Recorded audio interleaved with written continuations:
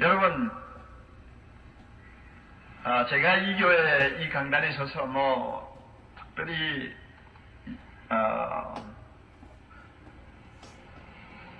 할 이야기는 없습니다만은 한국교회 목회자의 한 사람으로서 제가 이런 말씀은 여러분에게 좀 드리고 싶어요. 여러분은 선복음교회 이제 리더로서 이곳저곳에서 열심히 뛰시는 분들이니까 알아두셔야 돼요. 조영림 목사님을 중심으로 한 이 선복음교회 운동, 성령운동, 이것은 지난 30-40년 동안 한국교회에 엄청난 파장을 불러일으켰습니다. 한마디로 이렇게 요약할 수 있어요. 70년대, 80년대의 한국교회의 부흥의 주역을 사실 여러분들이 맡아서 한 것입니다. 물론 다른 교단도 부흥을 좀 했죠. 그러나 제가 볼 때 주역을 누가 맡았느냐?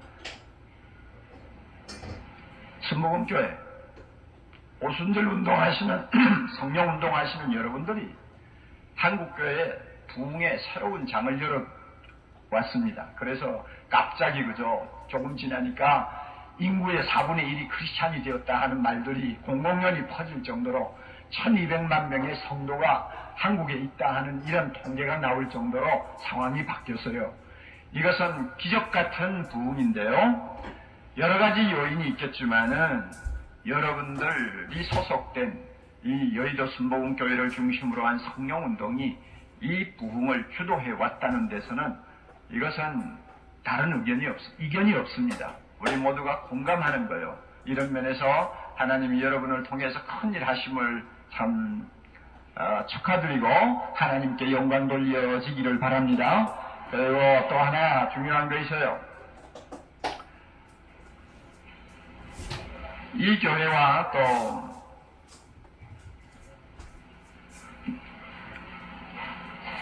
성령운동을 지금까지 해온 한국교회 많은 교회의 성도들은 우리 한국교회에 뭘 가르쳐 주느냐? 성령의 실체와 성령의 능력을 좀 더 정확하게 세밀하게 가르쳐 줬어요. 성령은 이렇게 일하시는구나. 성령은 이렇게 놀라운 능력을 갖고 계시는구나. 성령은 오늘도 살아서 교회의 주가 되시는구나 하는 것을 피부에 와닿게 가슴에 뜨거움을 느끼도록 만들어준 것이 바로 여러분들이에요. 그래서 교회마다 가보면 성령에 대한 인식이 많이 달라졌습니다. 저는 장로교 출신이에요. 그런데 가보면 많이 인식이 달라졌는데 이것은 바로 여러분들이 소속된 교회를 통해서 하나님이 일하신 것이라고 저는 확신합니다. 그리고 또 우리 조 목사님과 또 여의도 선복음교회, 특별히 여의도 선복음교회는 큰 기여를 하나 했습니다. 세계 속에 한국교회의 위상을 높여놨어요. 비행기 타고 바깥에 나가면요, 제가 목회하고 있는 사랑의 교회 같은 건 아는 사람이 별로 없어요. 전부 주변의 사람들이 묻기를 조영기 목사님 아느냐고 그래요.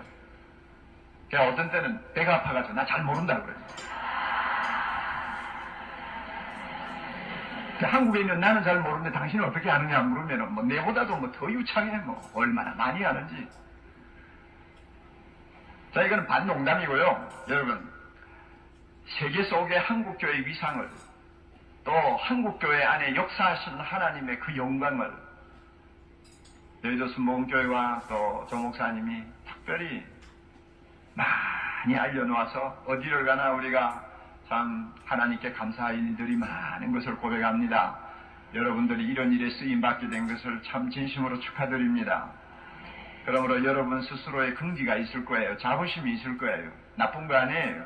하나님이 이 교회를 통해서 일하시는 것은 아름다운 일입니다. 여러분 지금부터 40년, 50년 전만 한번 생각해 보세요. 병들어 다 죽어 가는 사람들이 어디에 가서 여러분 소망을 가지고 기댈 수 있는 언덕이 있었습니까? 아무것도 없었어요. 그러나 참 이 교회를 통해서 얼마나 수많은 병자들이 고침을 받고 예수 그리스도를 발견했습니까? 할렐루야. 엄청난 이야기예요. 가난하고 사회에서 천대받고 짓밟힌 사람들이 갈 데가 어디 있었어요? 50년 전, 40년 전 한번 생각해 보세요. 요즘은 많이 달라졌습니다만은 그때 한국 교회는 그런 소외된 사람에 대해서 깊은 애정과 관심과 연민의 정을 갖지 못했어요. 그러므로 기성교회에 들어가서 어디에 발붙일 데가 없었어요. 그럴 때 조목사님과 여의도 순복음교회는 그들을 위해 문을 활짝 열어놓고 예수님의 심정으로 받아들인 것입니다. 예수 믿으면 복 받습니다. 믿는 자에게는 능치 못함이 없습니다. 예수 믿으세요. 그리고 그 이름을 의지하고 구하십시오. 당신에게 놀라운 기적이 일어납니다 하면서 희망을 불러일으키고 그들로 하여금 하나님을 바라보게 한 놀라운 사역을 이 교회에서부터 시작했잖아요. 참 이런 같은 목사의 입장이지만은 참 저 같은 사람은 꿈도 꾸지 못했던 일이기 때문에 다시 한번 존경을 표하고 하나님께서 이러한 아름다운 사역을 통해서 영광 받으신 것을 저는 함께 기뻐하고 있습니다.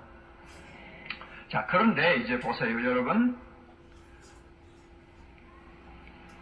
여의도 순복음교회는 대단히 중요한 시점에 지금 서 있습니다.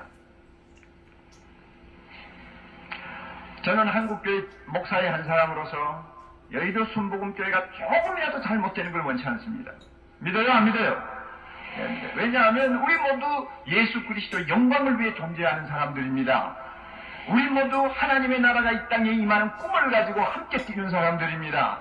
그러므로 교단이 다르든지 신학적으로 좀 차이가 있든지 이거 상관없어요. 우리의 구주 예수 그리스도를 위해서 우리 모두가 부름을 받았다면 모든 교회가 잘 되어야 합니다. 모든 교회가 하나님께 영광을 돌려야 됩니다.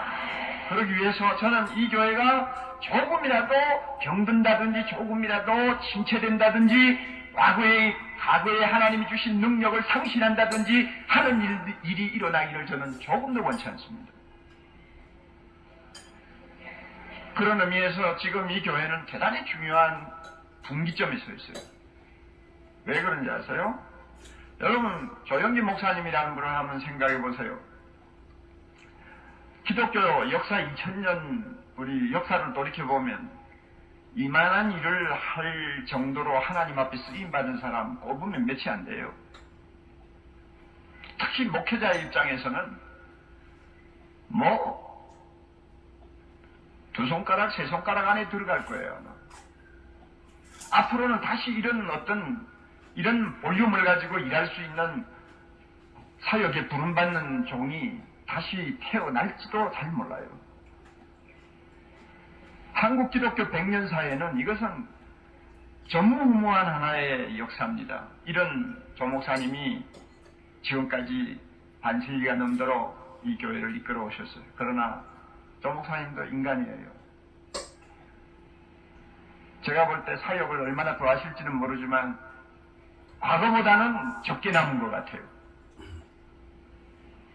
모르지. 한 50년 더 하시면 110살쯤 되시는지.